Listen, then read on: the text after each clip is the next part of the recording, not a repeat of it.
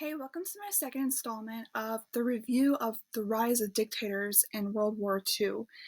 Today, in this video, we're going to be looking at Benito Mussolini.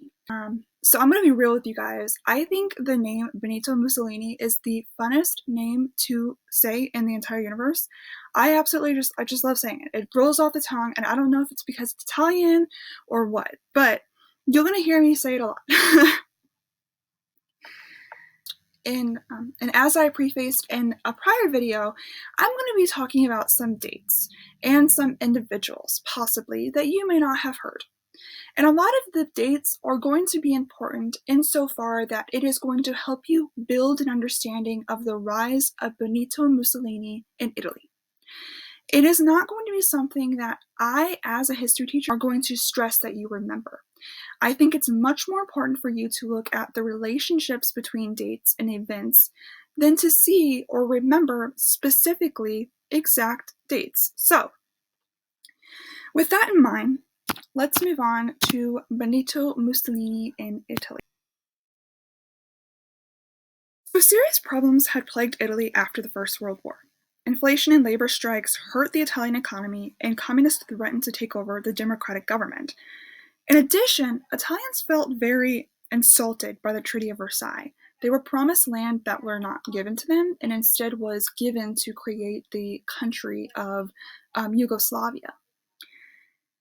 And at this point, Benito Mussolini, who is our man today,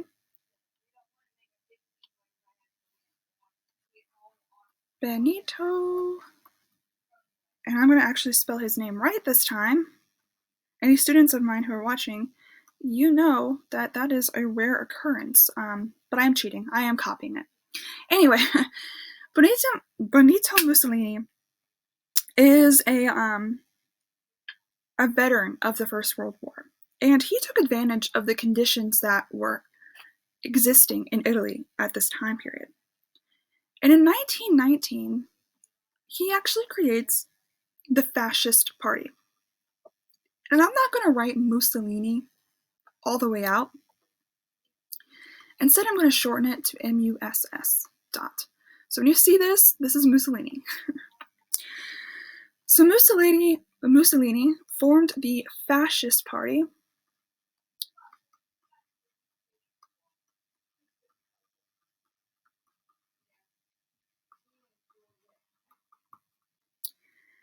And which is based on extreme nationalism, in which the state comes first and individual liberties is second.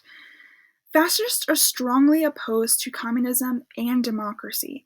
They favor military values, the use of violence, and a leader who is strong and ruthless. And then one fascist slogan that you see in Italy, especially on the youth, is the slogan, "Believe, obey, fight." Another claimed that a minute in the battlefield is worth a lifetime of peace. Fascism often arises during a time of crisis, promising to revive to an earlier era of glory. And in this case, in Italy's case, that era was that of ancient Rome.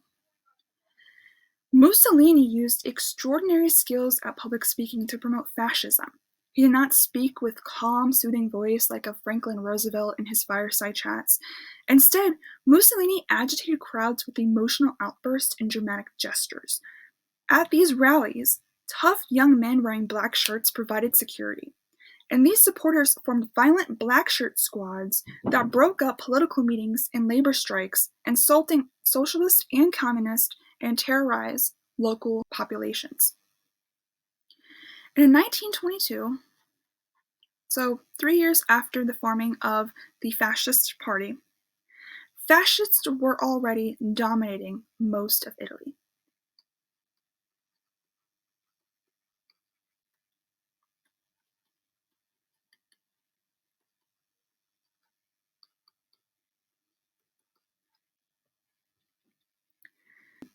Mussolini wanted to control the entire country, and so in October of 1922, he and 1,000 black shirts threatened to march on Rome.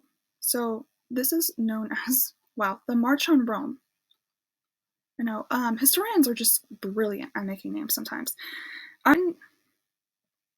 Influential businesses and army leaders persuaded Italy's king Emmanuel III to look at Mussolini as a way to solve the nation's problems. And the king had asked Mussolini personally to form a type of government that would help to change what's happening and the issues that are arising. And Mussolini then made himself prime minister and quickly took charge, taking the name Il Duce. And it is spelled I-L-D-U-S-E, or C, sorry. And this is Italian for the leader.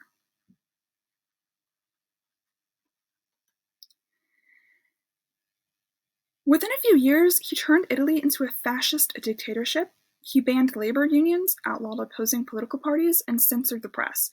And he also employed spies and secret police to keep an eye out on the people. And this really does have a big connection with the Soviet Union and Nazi Germany, because they all used secret police to keep an eye on things while their ears weren't directly in the room. Mussolini wanted to build Italy's economy, and his industrial development and public work programs had some success. He also hoped to turn Italy into a great European power using the Roman Empire as a model. And like the ancient Romans, he sought this through the use of military conquest. So before I end off today's video, I want to go ahead and do a rundown of the characteristics of fascism in Italy under Mussolini. So I'm going to go ahead and label this here. So character,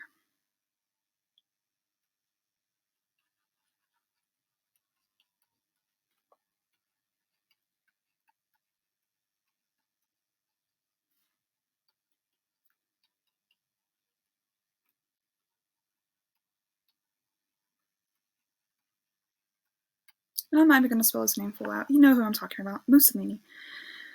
So one of the major characteristics that makes fascism in Italy a little bit, I don't want to say unique, this is pretty much in every other totalitarian state in the time, is the rise of extreme nationalism that puts the state above all else. Another characteristic of fascism under Italy is the use of removing or the extermination of personal liberties.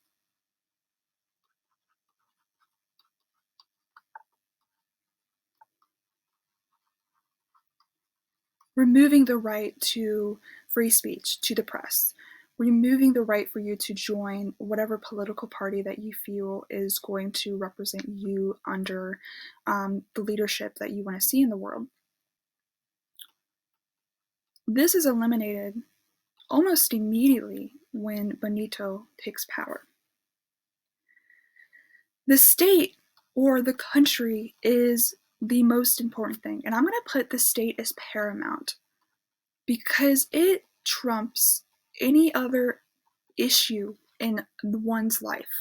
Nothing should come close to helping to shape, fix, or influence the state.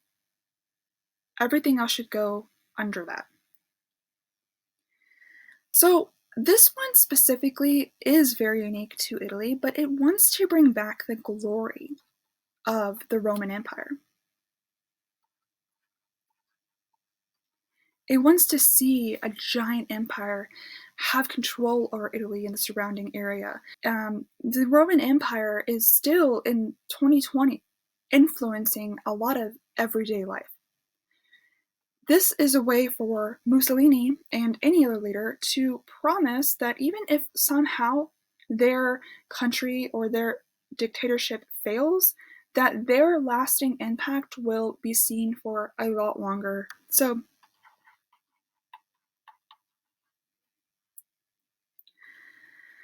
and I want to end it around here.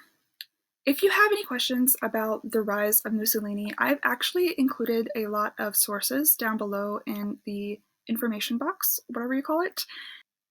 And if you have any other questions, whether you're a student of mine or not, you are more than welcome to ask down in the comment section below. I will try to reach that as much as possible. I can't promise that I am looking at the comment section of this obscure YouTube account that I've had for years for a comment, but if I do see it, I will reply. That's a promise.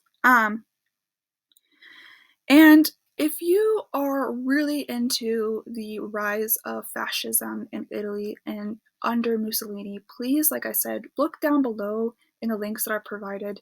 There are some really great resources, some readings that will help you to kind of go down that rabbit hole that tends to happen a lot when you look into history. I'm going to go ahead and let you here. I hope you stay tuned for the rest. I have 2 more videos of the leadership or the rise of totalitarian leadership throughout World War II in Europe and in Asia. And I hope to see you soon.